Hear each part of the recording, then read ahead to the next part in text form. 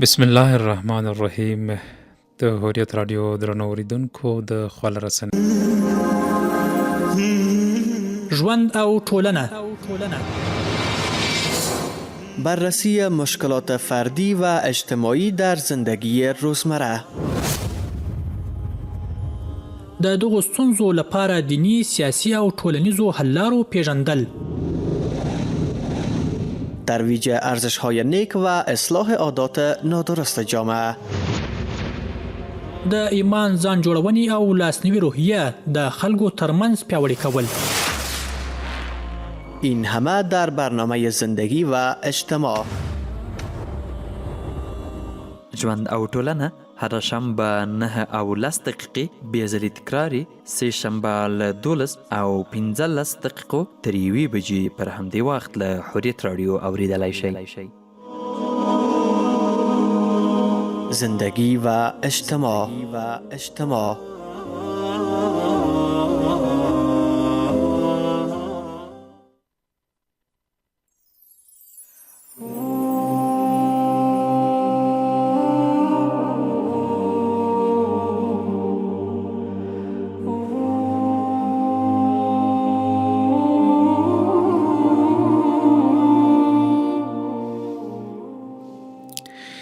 بسم الله الرحمن الرحیم. د هوریت رادیو درنو اوریدونکو د خواله رسنۍ درنو څارونکو، السلام علیکم ورحمت الله تعالی وبرکاته. په دې هیله چې نیکمرغه سهار مو پیل کړی وي. له دې وړاندې جمعې مبارکه ورځ مو په ډېرې خوښۍ سره تېره کړې وي، عبادتونه مو کړي وي او د جمعې د فرصت نه مو ګټه پورته کړې وي چې ملګرو دوستانو د خپلوانو عیادت یا دعا ته ورغلی وای، پوښتنې ته ورغلی وای، د ترڅنګ مو تفریح هم کړې وي. تفریح ځکه یادوم چې دغه څوک چې په دندو وي، په وظیفو باندې وي، دوی هم دغه جمعې ورځ فرصت لري چې یو څه تفریح وکړي. نور خو مصروفیتونه دومره ډېر شي په دې دندو کې چې تفریح ته ډېر کم وخت پیدا کېږي. په مصروفو ورځو کې خو د ناروغ وخت هم ډېر کم فرصت وي چې انسان یې پوښتنې ته ورشي. الله تعالی ته امید لرم چې ټول روغ جوړ صحتمند اوسیږئ، له ناروغۍ څخه په امان اوسیږئ او ترڅنګ مو ټول ګاونډیان په نظر کې وي چې هغوی سره هم تر خپلې وسې پورې مرستې وکړئ او ځان ترې ونه سپموئ. درنو اورېدونکو، ژوند او ټولنې خپرونه پیل شوله. کوربه مو زه محمد عمر ځواک یم. د تل په څېر په دې خپرونه کې موږ ټولنیزې، دینی، سیاسي، فرهنګي داسې موضوعات ټاکو چې موږ ډېر ورسره مخ کیږو، یا د ټولنې افراد، اشخاص، کورنۍ، ځوانان، پوهنتون محصلین، د مدرسو شاګردان، د ښوونځیو متعلمین دغو ته اړتیا لري، غواړي چې موږ په خپرونو کې بحث ورباندې وکړو، خپرونو کې دغه موضوعات وڅېړو، د پوهانو، د استادانو، د شنونکو، د ارواپوهانو، د نظر خاوندانو نظرونه، کلیپونه پرې راواخلو. نو دغه د ولس غوښتنې دي چې موږ د دوی غوښتنو په اساس دغه ډول موضوعات په بېلابېلو خپرونو کې ټاکو. نن مو هم د ژوند او ټولنې خپرونې موضوع فرصت ټاکلی دی. فرصت څه دی؟ فرصت کوم ډول زموږ تر مخې راځي؟ فرصت څو پړاوونه لري؟ آیا هر وخت فرصتونه موږ ته راتللی شي؟ فرصت نه څه ډول ګټه پورته کولی شو؟ تر ټولو مهمه دا چې ځوانان له فرصت سره باید څه ډول برخورد یا څه ډول چلند وکړي. همدا ژوند او ټولنه، بررسی مشکلات فردی و اجتماعی در زندگی روزمره. د دغو ستونزو لپاره دینی، سیاسي او ټولنیزو حل لارو پیژندل، ترویج ارزش‌های نیک و اصلاح عادات نادرست جامعه. د ایمان ځان جوړونې او لاسنیوي روحیه د خلکو ترمنځ پیاوړې کول. این همه در برنامه زندگی و اجتماع. ژوند او ټولنه هر شنبه 9 او 10 دقیقې بې ځلې تکراري، سه شنبه له 12 او 15 دقیقو تر 1 بجې پر همدې وخت له حریت رادیو اوریدلی شئ. زندگی و اجتماع.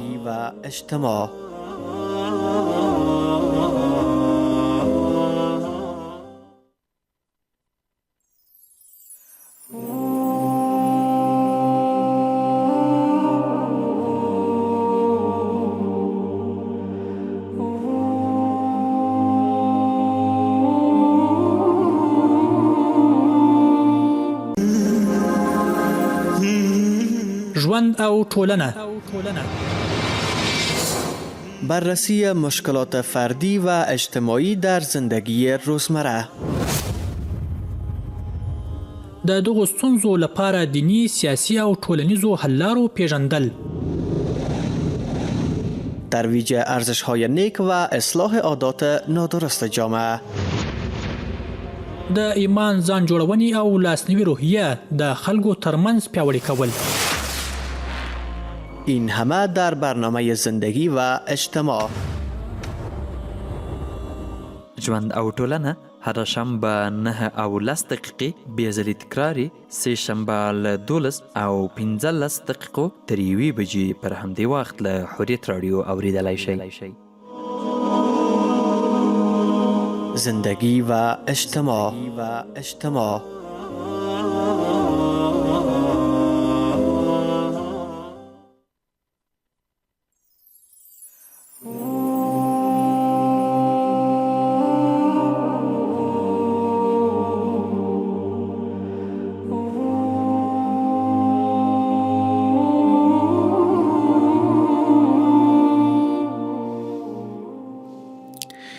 بسم الله الرحمن الرحیم.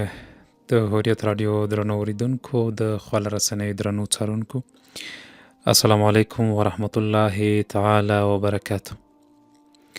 په دې هیله چې نیکمرغه سهار مو پیل کړی وي.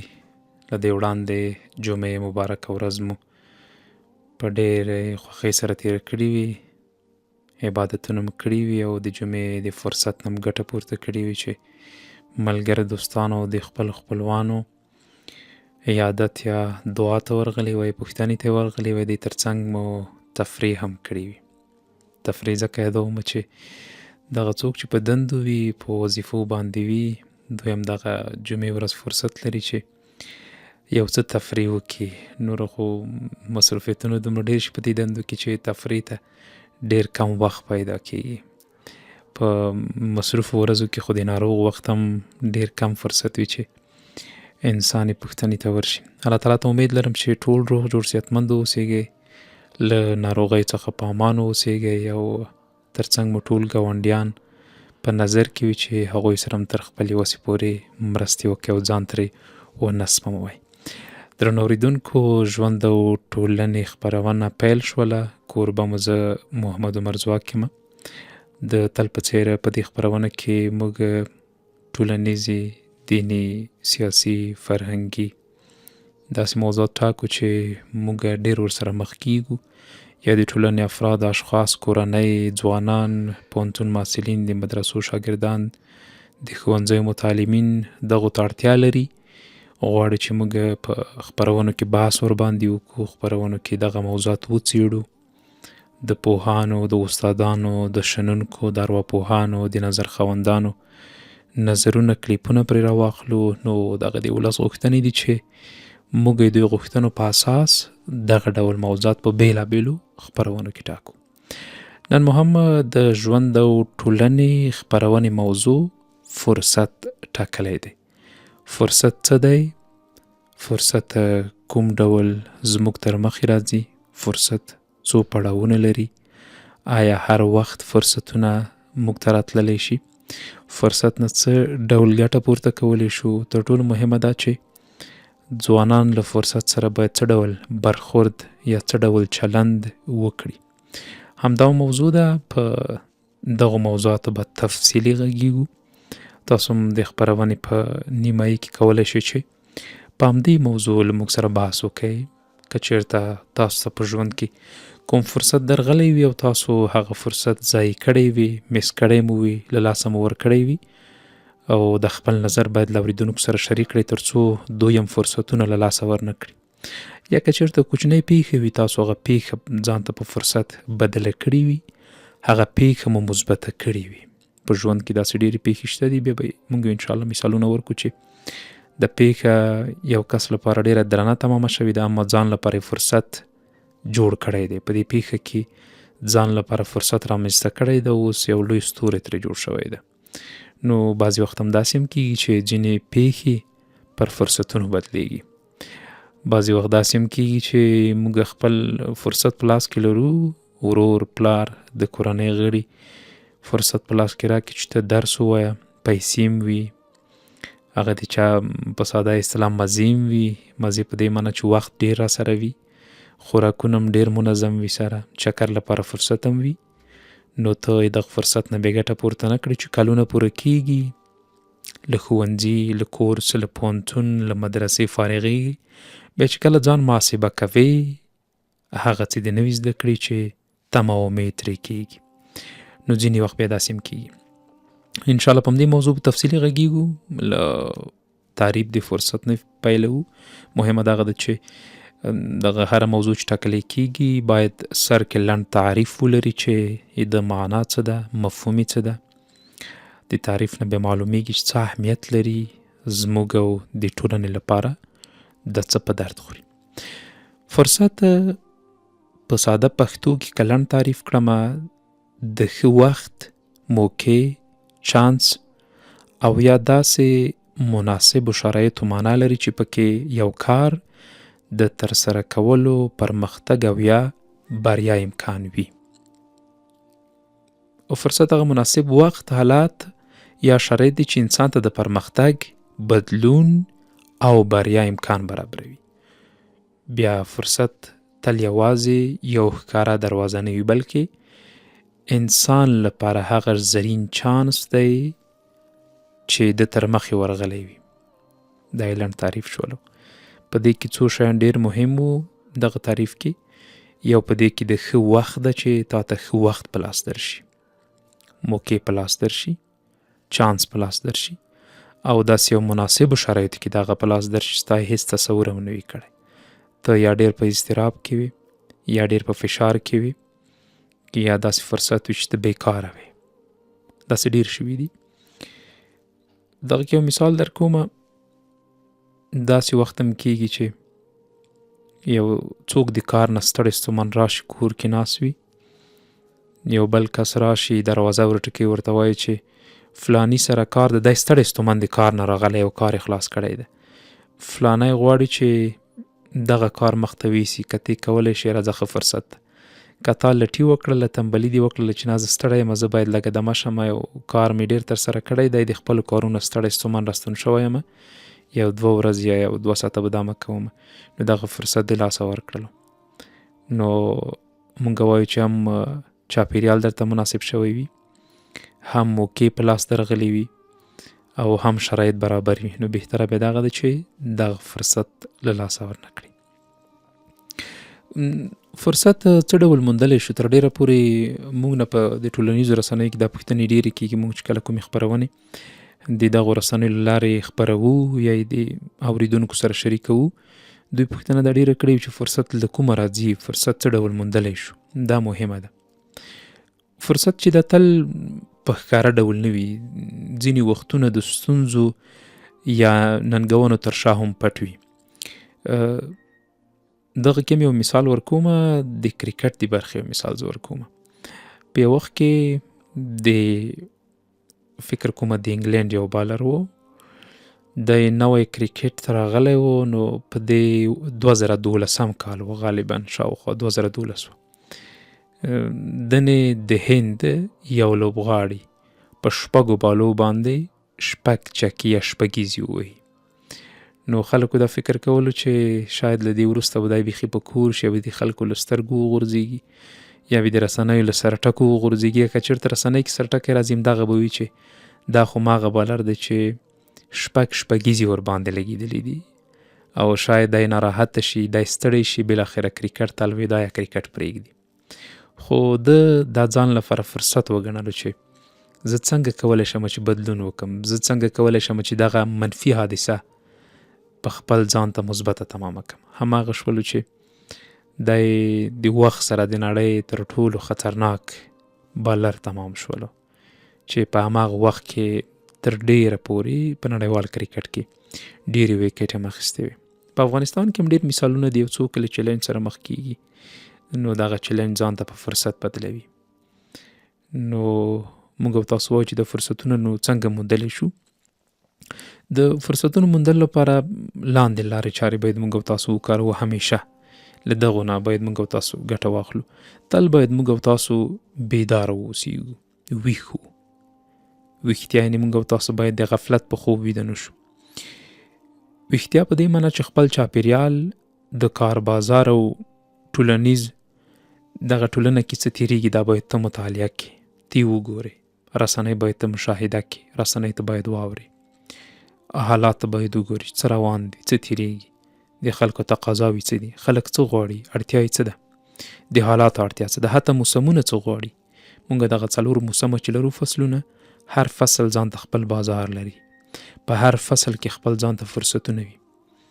کله چې افغانستان پاکستان سره لارې وتړلې، دلته یو فرصت دا هم و چې تر ډیره پورې هغه میوې چې مخکې به من په 800 افغانۍ خرڅېدلو یا به ارزښت لرلو، کله چې په لومړیو کې لارې وتړلی شول، هغو ارزښت تقریبا 1.5 200 افغانۍ ته راټیټ شولو. هغه څوک چې ویښ وو، ځیرک وو، بیداره وو، هغوی کوچنۍ کوچنۍ کارخونې او فابریکې جوړې کړلې، دغه میوه یې اوبه کړله، دغه میوې نه جوس جوړ کړلو او ډیره قیمته په بازار کې خلکو اخیستله، یعنی ارزښت ډیر لوړ شولو. نو موږ او تاسو باید تل حالات مطالعه کړو، وګورو چې خلک څه ته اړتیا لري او خلک په څه بوخت دي، د وخت تقاضا څه ده، څه باید د خلکو لپاره ترسره کړم. دویم، د ستونزو حل لارې ولټوئ. هره ستونزه په حقیقت کې د حل یوه موقع فرصت دی. موږ مخکې هم یادونه وکړله چې ځینې ستونزې خپله فرصتونه زیږوي، ځینې مشکلات خپله فرصتونه رامنځته کوي. که چېرته یو مشکل موږ ته رامخې ته چې دغه سوچ چې د فکر چې موږ کوو دا مې یو فرصت شو. ستونزه ولې راته رامخکې شوله، علت یې څه و، لټي مې کړې، تنبلي مې کړې او د څنګه د تاوان سره مخ شوم. نو که چېرته موږ او تاسو فکر وکړو یا موږ او تاسو په دې برخه کې ویښ اوسیږو، نو دغه ستونزه هم په یو فرصت ځان ته بدلولی شو. دریم، تکړه اوسیږئ.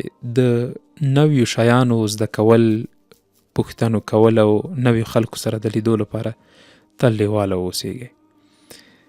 زه تل مې ملګرو ته دا توصیه وي، زه کله چې شنبې او چهارشنبې تحلیل په نوم تلویزیوني بحث کوم، تر ډیره پورې زه همکارانو ته وایم چې دغه شنونکي چې راځي یا نظر خواندان چې راځي یا پوهان چې راځي، استادان راځي، دغو سره تاسو کینئ، ورسره ګورئ، خبرې ورسره کوئ. دا یو ښه فرصت دی، شاید تاسو اړیکې ورسره جوړې کړئ، یا شاید تاسو سره کومه ذهن کې طرحه وي، دغه طرحه ورسره شریکه کړئ، یا شاید دوی سره کومه ذهن کې طرحه واوسیږي او د تا غوندې تکړه لیکوال ته، د تا غوندې تکړه ویان ته، د تا غوندې تکړه پریزنټر او کوربت اړتیا ولري. یا که چېرته د دې وخت نه ته استفاده وکړي چې هم یو وخت نه 2 دندې پر مخ ویسي، ځکه انسان ډېر ذکاوتونه لري، ډېرې وړتیاوې لري. موږ که په نړۍ کې انسانان وګورو، مطالعه یې کړو، دوی په یوه ورځ کې 2-3 کمپنیانو سره دندې مخ ته وړي. یوې کمپنۍ سره که چېرته پارت ټایم هغه خپل کاري دوره تقریبا د سهار 8 نه تر 12 پورې وي.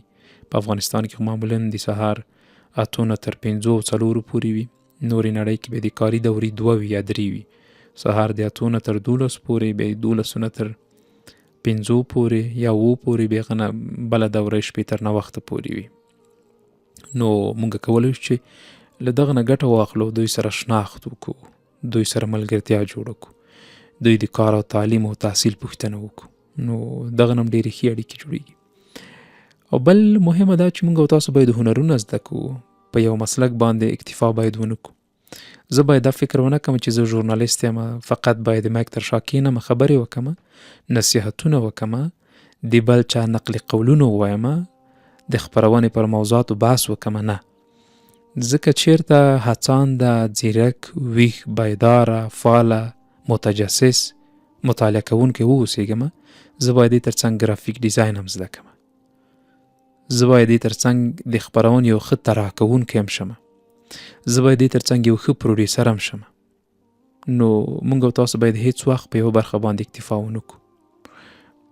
داسې کسان موږ سره دلته شته دي چې هم مهاله هم په مسجد کې دینی برخه کې درسونه ورکوي، هم دلته ښه ګرافیک ډیزاینر ده، هم دلته ښه کوربه ده، په جماعت کې خطیب یا ملا امام ده، په مدرسه کې استاد ده، دلته تاسو لپاره خپرونې مخته وړي. څومره ښه.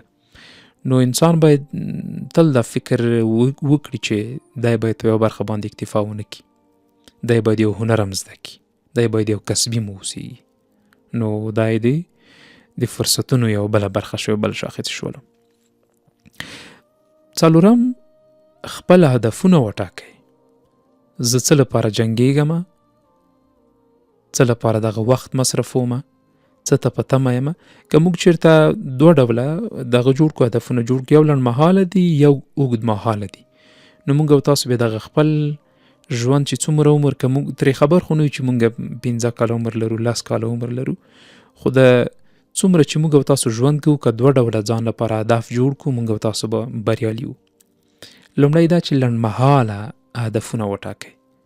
زه باید له مدرسې فارغ شم یا زه باید درجې ووایم. دویم هدف دې دغه وټاکه چې زه باید داسې یو عالم شم چې د افغانستان په کچه وم. دریم دې که داسې وټاکلی زه باید داسې یو عالم شم یا داسې یو مبلغ شم چې د آسیا په کچه وم، دا به نو هغه دویم لوی هدف وي. نو دا ډېره مهمه ده. که یو څوک تحصیل کوي، که یو څوک تعلیم کوي، دا هدفونه ځان لپاره مشخص کړي چې زه د فلاني غوندې که جوړ شم. موږ تېره خپرونه کې په الګو باندې یا الګو باندې بحث کړی و. دا بهتره وي چې موږ او تاسو په ژوند کې الګو وټاکو. که زه اوس خبریال یم، زه باید ووایم چې کوچنی لرلید می باید یو کوچنی خبریال وي چې زه کولی شم ورسېږم په لنډ وخت کې. خو هغه لوی لرلید می یا هدف می یا کوم ویژن و میژن چې ما ټاکلی وي، زه باید هغه دپاره شپه ورځ کار وکړم. زه باید داسې یو کس وټاکم ځان لپاره چې حداقل هغه که په میاشت کې 80 کتابونه ختمول، زه باید 40 ختم کړم تر څو هغه کوم لوی او مشخص هدف مې چې ټاکلی هغه ته ورسېږم. نو دا ډېره مهمه برخه ده چې باید موږ او تاسو هدفونه وټاکو. کله چې پوهیږئ چې څه غواړئ، نو د هغې اړوند فرصتونه ژر بې پېژندلی کېږي. بله برخه له فرصت څخه څنګه ګټه واخلو، دا هم ډېره مهمه ده. ځینې کسان فرصتونه لري اما ګټه نشي ترې اخیستلی. موږ او تاسو به لیدلي وي چې موږ په ټولنه کې ډېریو ځوانانو ته، البته اکثره خو نشو ویلی، خو حداقلا ځوانانو ته د نیکه شتمني راپاتې وي. همداسې به انشاءالله ځینو ته د پلار او نیکه نه شتمني ورپاتې وي، ځمکې ورپاتې وي، هټۍ ورپاتې وي، موټر ورپاتې وي، تجارتونه ورپاتې وي. نو دوی دغه فرصت نه ګټه نشي پورته کولی. زه داسې کسان پیژنم چې دوی ډېر د پلار او نیکه ښې شتمنۍ لري اما تعلیم او تحصیل نه کوي. دوی وایي چې دا نو څوک خلاصوي، تعلیم او تحصیل خو دې دپاره کېږي چې پیسې وګټو، پیسې پیدا کړو. اما دا غلط فکر ده. دغه دنیا هیڅ وخت وفا نه لري، دا بې وفا ده. الله تعالی په یوه ثانیه کې هم درنه اخیستلی شي. موږ او تاسو په تاریخي لحاظ ډېرې داسې حادثې لیدلې دي چې یو کس نه یې په 5 دقیقو کې ټوله شتمني اخیستې ده. د څو ورځې وړاندې مې یو مطلب لوستلو په فکر کوم پاکستان کې یو تجار و، وایي دی ډېر مغرور و، ډېر یو کبرجن سړی و. نو ده ته چې کله کوم خیر غوښتونکی راتللو، ده به ډېر په تکبر باندې به یې دی بې عزته کولو. دکان مخې ته به چې څوک تېرېدل، څه به یې وغورځول، ډېر الفاظ به یې ډېر جدي ورته ویل. نو خلکو سره یې مرستې نه کولی، چا پوښتنې یا بد دپاره نه تللو، ځان ډېر لوی ورته ښکاره کېدلو. د 15 دکانونه و په هغه مسیر باندې. ویل کېږي چې په یوه شپه یې دغه 15 واړه دکانونه د اور اخیستی و. نو هماغه چا سره چې سلام و کلام نه ساتلو، هماغه چا پورې به چې خندېدلو، ویل کېږي چې هغوی سره دی د مزدور په صفت باندې په کار وګمارلی شولو. نو الله تعالی ته هیڅ سخت نه دي، تا نه هر څه اخیستلی شي. ما هدف دغه دی چې همیشه باید موږ او تاسو هڅه وکړو چې د فرصتونه چې را سره دي دغه نه باید ګټه واخلو. دغه نه کله ګټه اخیستلی کېږي، هغلته ګټه اخیستلی کېږي چې موږ او تاسو ښه ملګري ولرو. اسلام په ښه ملګري باندې ډېر تاکید کړی دی. ملګری د بل ملګري په مذهب ده که مونږ ووایو. که زه نیک ملګری ولرمه زما تعریف له دغه ملګري کیدلی شي. که زه د یو کس ملګری اوسېږمه، که زه موجود نه ومه په ټولنه کې هماغه کس سره څوک مخ کېږي، طبیعي ده چې اطلاق به یې په مام کېږي چې دا به ډېر ښه انسان وي، د فلاني ملګری دی.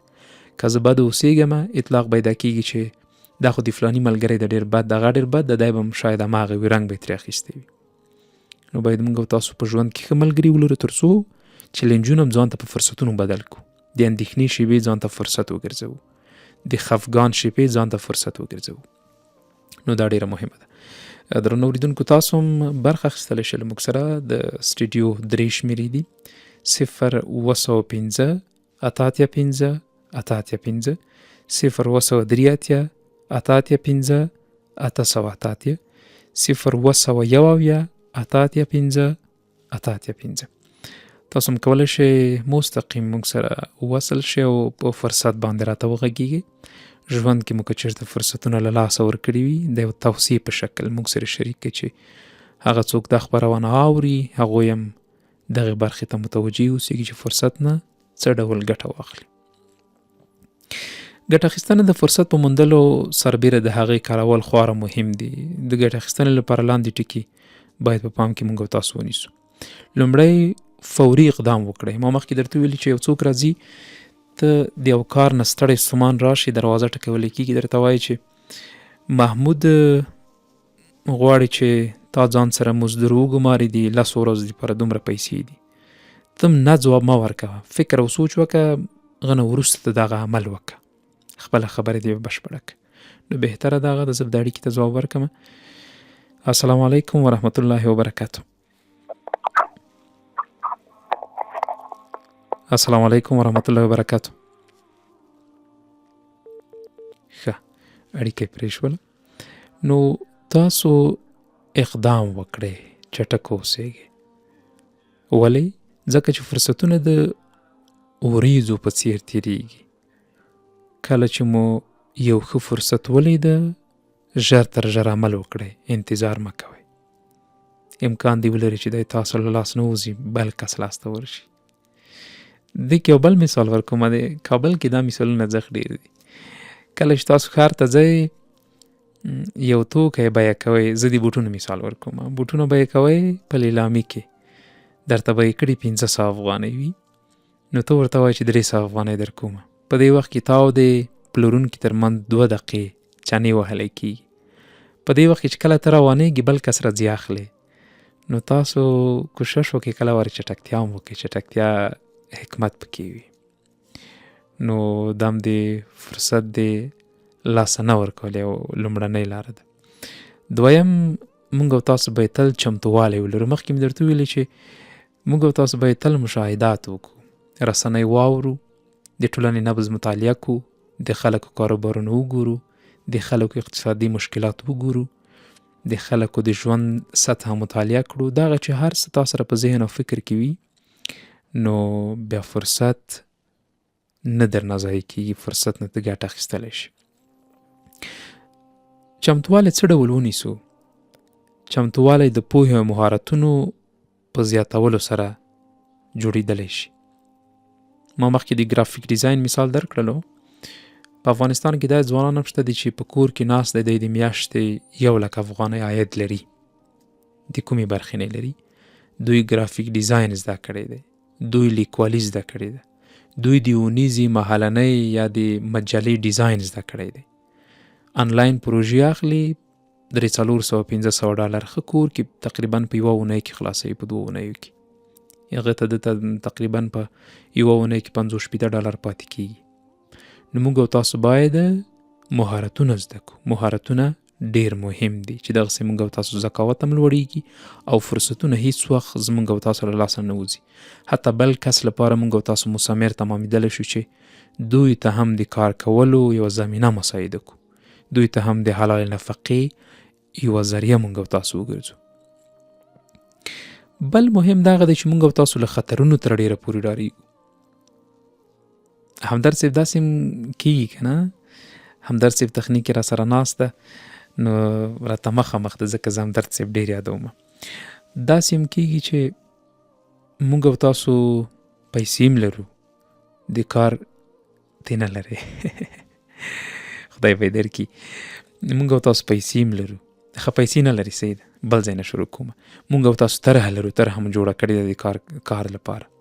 د افغانستان مارکیټ مو مطالعه کړی ده، بازار مو لیدلی ده، د خلکو اړتیاوې تقاضاوې مو لیدلي دي، اقتصادي حالات مو مطالعه کړی ده. د افغانستان د کاري مهالویش لکه د 7 نه چې کار شروع کېږي تقریبا د 8 تر 8 پورې دا مطالعه کړی ده. ته که یوه ښه طرحه ولرې، ته کار دی نو تقریبا 80% بشپړ شوی دی.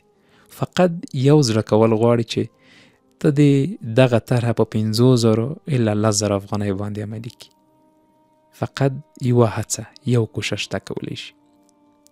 په کابل ښار کې یو کس د بولاني خرڅوي، تقریبا شاوخوا 45 کاله کېږي، ډېر رسنیو مرکې هم ورسره وکړلې.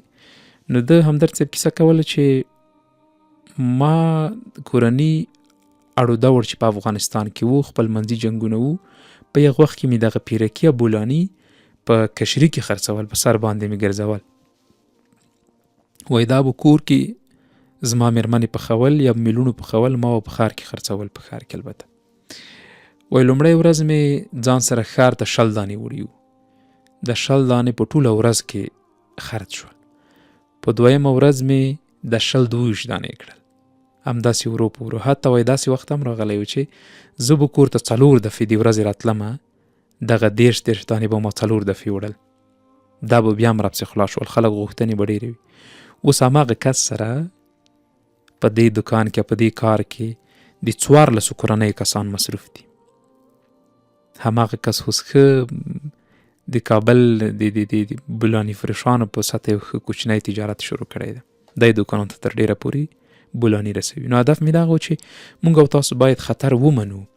که مونږ او تاسو کار پیلوو، له خطر نه باید هیڅ وخت ونه ډار شو. په هر کار کې خطر شته ده، خو خطر نه مخکې باید مونږ او تاسو محاسبه ولرو چې د خطر له څه نه راته پیښیږي.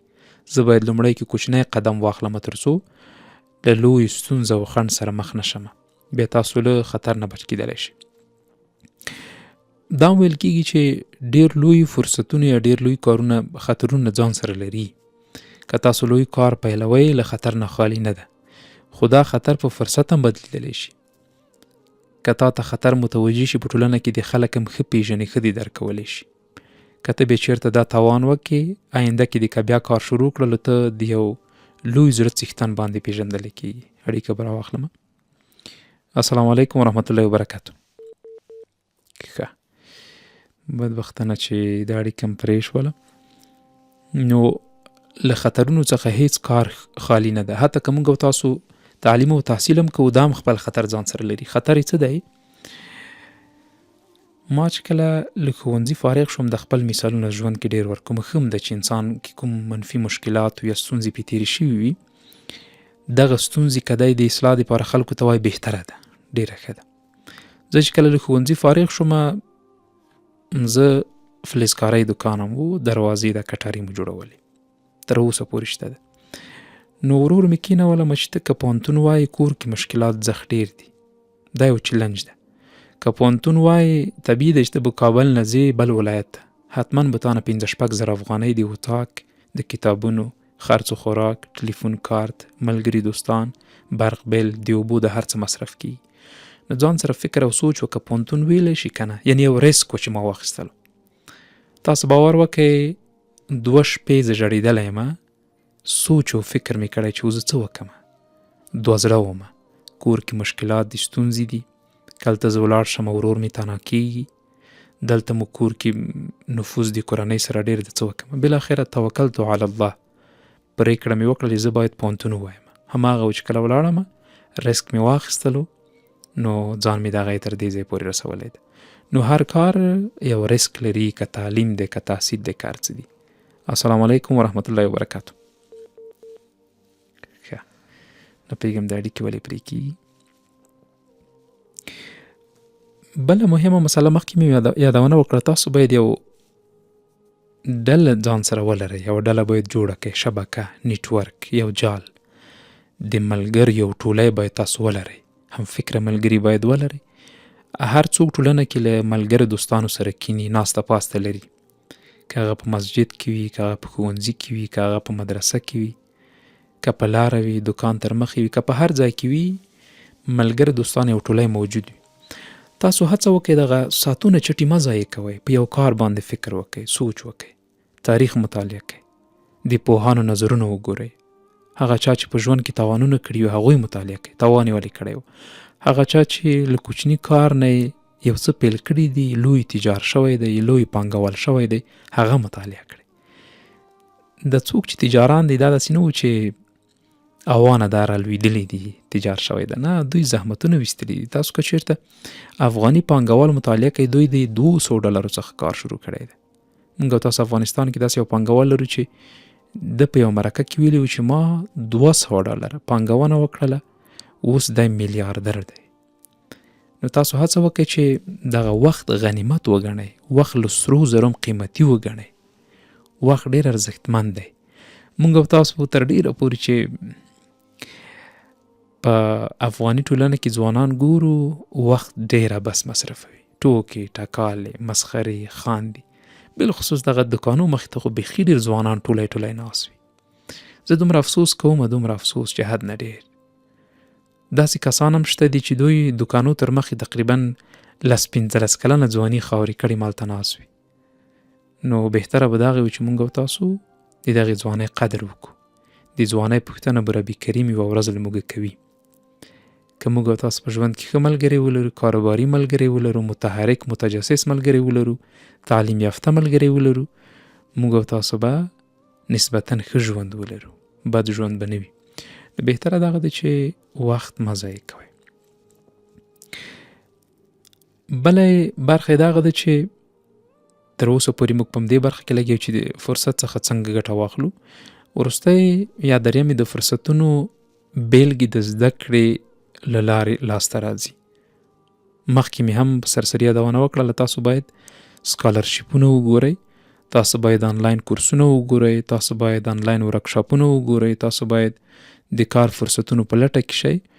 ډېر فرصتونه دي، داسې بستونه هم شته دي چې په اونیو په آنلاین ویبسایټونو کې پراته دي او څوک نه ورته پیدا کېږي چې خپله سی وي یا د کار سوانح ورولېږي، څه مې ویلي دي، څه مې زده دي، کوم مهارتونه لرم، تر څو په دنده وګمارلی شي. نو داسې هم نه کېږي چې تاسو د کور کې پراته وئ، لمر ته چای دې چکئ، دروازه دې در وټکېږي، فرصت دې درشي. صحیح ده، داسې به هم ډېر کم پیدا شي. استثناءات شته دي چې او چاته تر کوره پورې فرصت ورغلی او بدبختانه ځینو هغه د کور دروازې نه فرصت خفه لیږلی ده، خفه یې رخصت کړی ده، لاس ته نه ده راوړی. نو هڅه وکړئ چې دغه برخه کې تاسو باید پلټنه وکړئ. سکالرشیپونه بیخي ډېر دي. زما یو اتاقوال و، نو دی د طب پوهنځي محصل و، زه د ژورنالیزم د پوهنځي محصل وم. دی په 4م صنف کې و، یو سکالرشیپ ته یې نوملیکنه وکړله. دی د یوې لرې پرتې سیمې اوسیدونکی و، حتی انګلیسي بلدیت یې هم نه درلودلو. هغه د طب پوهنځي ته چې کامیاب شوی هغه دپاره انګلیسي زده کړې وه، ځکه طبي کتابونه تر ډېره پورې په افغانستان کې په انګلیسي باندې تدریس کېږي. نو یو وخت کې یو سکالرشیپ ته امتحان ورکولو، ازموینه هم داسې لکه لاټري داسې و، ما ته یې ویشته نوملیکنه ورته کې معاینات دا څوک کامیابېدلی شي. هماغه کس 4م صنف کې و، 2 کاله ورته پاتې و. کله چې نوملیکنه ورته وکړله، تقریبا د پوهنتون اخري سیمستر کې و چې ده ته ایمیل وشول چې ته کامیاب شوی، نو په افغانستان کې دی د کوم مراحل چې پاتې دي، د پاسپورټ و، د ویزې، د تګ و، دا به ټول راته پاکې معاینات به دې وکړي. نو هغه کس اوس په یو معتبر هیواد کې په یو معتبر پوهنتون کې زده کړې کوي. نو هدف مې دغه و چې فرصتونه په آنلاین برخو کې هم ډېر زیات دي. موږ او تاسو باید مطالعه ولرو چې آنلاین برخه کې هم پوه شو. اوس د سیستم داسې شوی دا زمانه چې هر څوک باید په آنلاین برخه کې پوهه ولري، ذکاوت ولري. که وی نه لري ته پرمختګ نشي کولی، نو ته د سیالانو سره سیالي نشي کولی. بل ټولنیز فرصتونه دي، په خپلو کې د اړیکو پیاوړي کول دي. داسې خلکو سره ناسته پاسته وکړه چې هغوی په هغوی باندې سختۍ تېرې شوي وي، ستړي پې تېرې شوي وي، هغوی تر مخې ډېرو کسانو تاوانونه کړي وي، هغوی تر مخې ډیره کوچنۍ پانګه یو چا شروع کړي وي تر لوی تجارته پورې رسولي وي. داسې کسانو سره هڅه وکړئ کښېنئ، زنګ ورته وکړئ. په ځانګړي ډول د پوهنتون استادانو سره تاسو ناسته پاسته ډیره کوئ، ځکه دوی تر مخې کوم محصلین چې روزلي وي ډېر کوچني اشخاص به اوس لوی شوي دي. نو بهتره دغه ده چې موږ او تاسو دم یو ځای پورې رسولی شي. یو ورکه بیا زه داسې مرور پرې وکړم، تاسو یې ځان سره نیسئ. فرصتونه له کومه پیدا کېږي؟ فرصتونه له بېلابېلو سرچینو راټوکېږي، لکه له ستونزو څخه. هره ستونزه په ځان کې یو پټ فرصت لري. له بدلونونو څخه کله چې ټولنه یا بازار بدلیږي نو نوي فرصتونه رامنځته کېږي. ښه مثال یې اوس دې وروستیو کې چې ښاروالۍ کوم کارونه په کابل کې روان کړي دي، ځینې مارکیټونه ډنګېږي، دلته هټیوال هم مصروف دی، کارګر هم مصروف دی، موټرونه هم مصروف دي، ټول خلک مصروف دي. دا هم فرصت ده چې دوی هغه ودانۍ ډنګوي، دوی د زړه خښته خرڅوي. ته کولی شي دا په 6,000 افغانۍ واخلې 8,000 افغانۍ خرڅه کړي، ښه په طبیعت خرڅېږي. نو دا هم یو فرصت ده. بل له زده کړې څخه علم او مهارتونه کسب کړئ، زده یې کړئ. تاسو باید یو متجسس واوسئ. بل له اړیکو څخه تاسو باید اړیکې پیاوړې کړئ، له داسې خلکو سره ناسته پاسته وکړئ چې هغوی په دې برخه کې تجربه ولري. بله برخه موږ وویلې چې څه ډول له فرصتونو ګټه واخلو. اسانه ده. فرصت پیژندل یو مهارت دی، خو ګټه اخیستل ترې جرأت غواړي. چټک تصمیم ونیسه. فرصت چې درغله لاس یې مه ورکوه. چمتووالی، تل چمتو اوسېږه. واوره، ووایه، مشاهده وکړه، وګرځه، ریسک یا خطر ومنه. هر فرصت ځان سره یو خطر لري، نو هیڅ فرصتونه له خطر نه خالی نه وي. فقط یو زړه غواړي. داسې یو کس سره مشوره وکړه چې حداقل زړه ولري. داسې یو کس سره مشوره وکړه د کار په هکله چې هغوی تا ته د نیکې مشورې او توان ولري چې ته په دې باورمند وي چې ما ته مشوره راکولی شي. بل عمل کول. ته باید تل عمل وکړې. یو خبرې دی یو عمل ده. ځینې کسان دي د ورقې تر مخې ډېر ښه لیکل کولی شي، بل چاته ښه نصیحت کولی شي، خو خپله عمل نشي کولی. نو یوازې فکر بسنه نه کوي، ته باید عمل هم وکړي. بل مناسب وخت کله دی؟ وروستۍ برخه به هم تشریح کړو.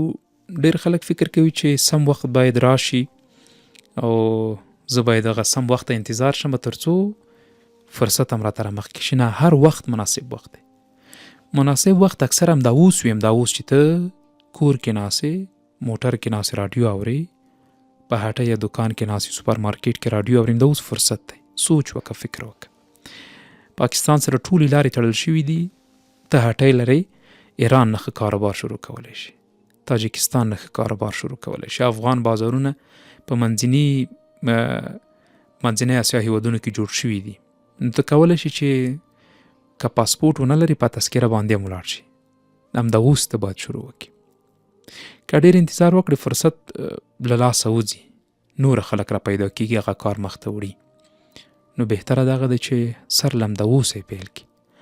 هغه څوک بریالی کېږي چې اقدام کوي، نه هغه چې انتظار باسي. صبر، یو ساعت دې تیر شي، ورځ دې تیره شي، 2 ورځې دې تیره شي، فلانی ملګری دې راشي، خو فلانی